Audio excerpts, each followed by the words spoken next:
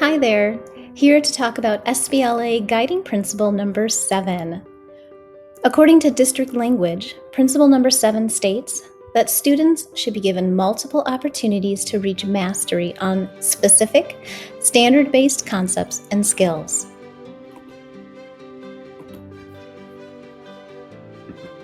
In other words, reassessments should be accessible so that students can demonstrate what they know and can do in relationship to the intended learning outcomes. Reassessments should be beneficial so that it improves student outcomes. And reassessments should be challenging enough to encourage student interest and student participation. What does Principle 7 mean for teachers? For teachers, this would mean communicating expectations of how students should go about requesting and engaging in the reassessment process. Reassessment processes might look different from assessment to assessment and from student to student, depending on what particular skills are covered and which particular skills are not met. Each student might need a different kind of reassessment to really get at what is best for that individual. Teachers should also ensure to create reasonable deadlines that students can meet, while continuing to work in their current classes and all of the work that goes with each of those courses.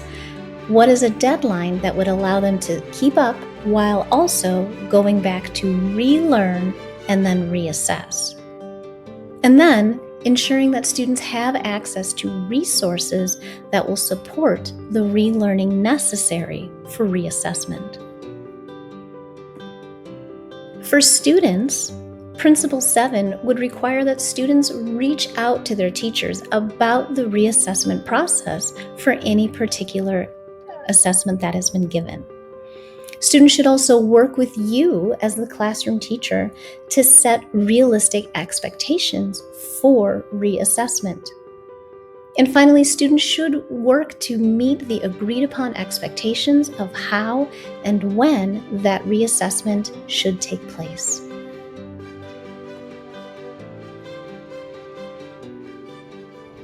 Now, I know what you're thinking. Wait, what about the real world? The fact of the matter is that we do see opportunities for improvement, relearning, and reassessment in a variety of areas in the real world outside of the secondary classroom.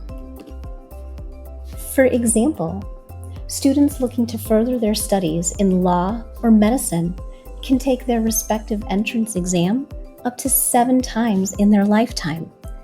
In fact, a study by Princeton Review indicates that 50% of students who take the MCAT take it a second time in order to relearn and reassess to a higher score.